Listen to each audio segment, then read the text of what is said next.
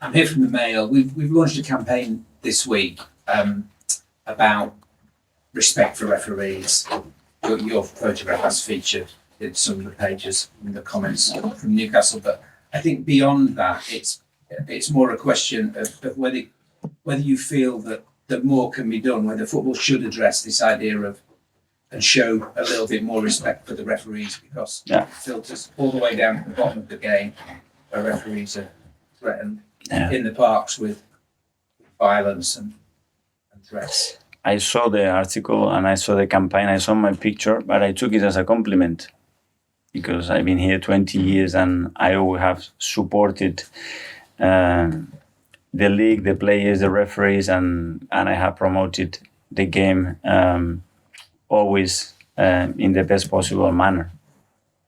And I expect that if we want to continue to do that, you have to give your opinion, and I have given hundreds of opinions. But if you want to isolate one in one moment to talk about something that I believe and use it in a different way, I don't think that's fair.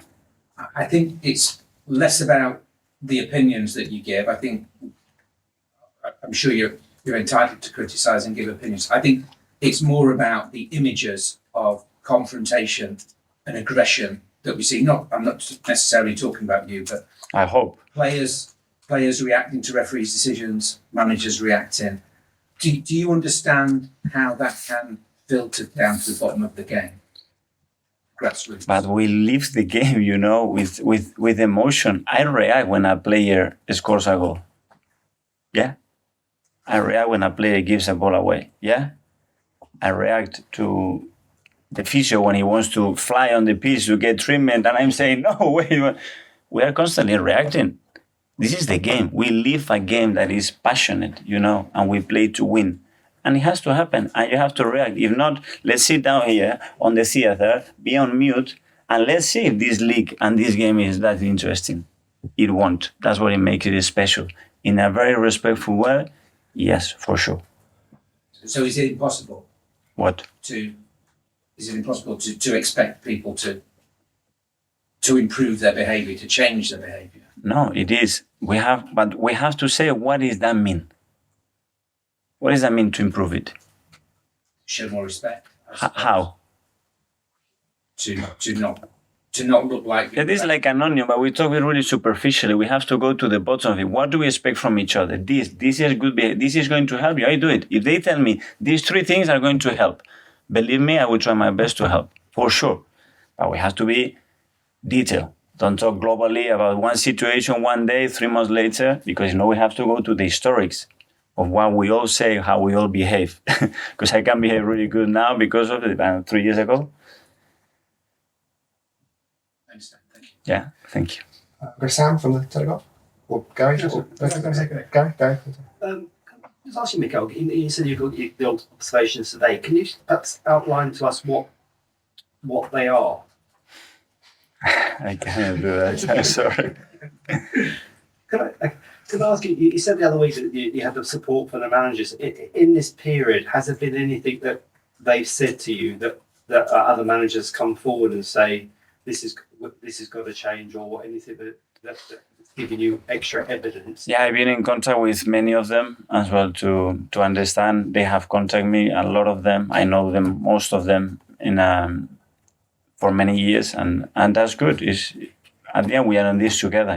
We compete with each other, but as well, we understand our roles and we understand our responsibility, and we want to fulfill that our best. So that's why everything that we do has to be properly thought, with good processes in place, and make sure that we contribute to make it better.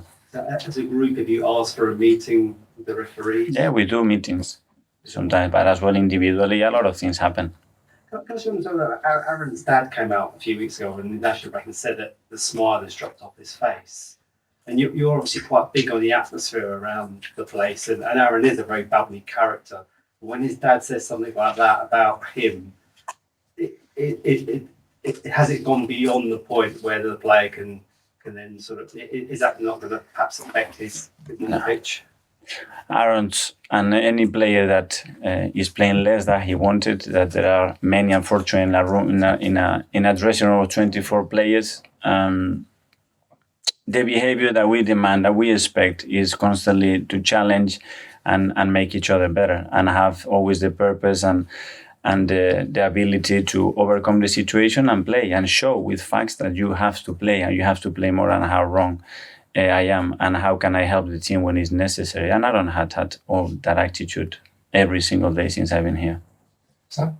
Mikel, there's been so much talk, including today, about refereeing comments and golden goal. Has it been frustrating for you to see it all explode the way it has? Well, but it's been for a while, you know. It's not nothing new, and nothing is related. You know, when we talk about transfer window, we talk about players, the stats of players, the stats of managers, the pressure that clubs are in is the same, that they're in the same industry. And the game, the league, has become that competitive that now everybody's trying every single match in every single detail. It's so important to win or not win, and be exposed or be in a really good position. And it's part of it. It's normal. Thank you, Con. Oh, John, last one, John. Sorry, go back to refereeing. Obviously, the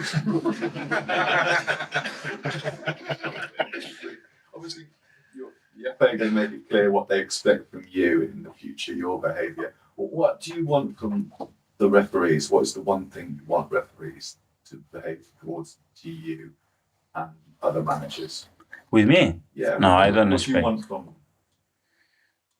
Well, we are clear and we are consistent, and we make as many right decisions as we possibly can to get the results and the league and everybody that expects that the referee to impact the game in a positive way. That happens as often as possible, and that's it. Nothing else. Is it possible for referees and managers to be friends?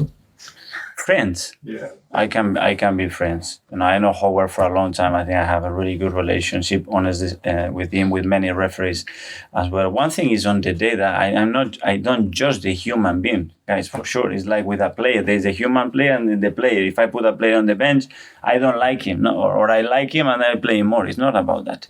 It's here we're in an industry that is so demanding, and we have to make the right calls, and we have to win games, and that's it. And the last thing for me, is getting former players involved in refereeing, VAR, everything to do that. Is that the way forward? I don't know. Because they play the game. I have enough on my plate to make the right calls with this. I'm sure they are much intelligent. They have much more depth in that to understand what is the best solution to it. I don't know.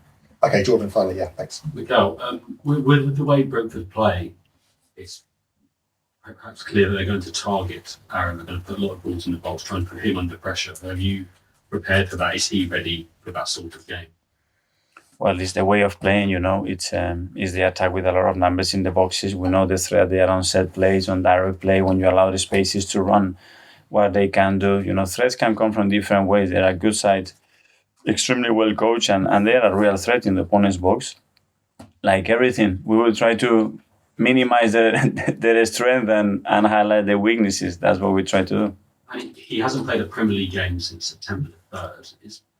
Is it fair to expect a bit of rustiness from him? I don't know. He played a few weeks ago, and I don't expect that. Like I don't with any other player. Okay, everyone. Thanks, everyone. Yeah, thank you. Thanks.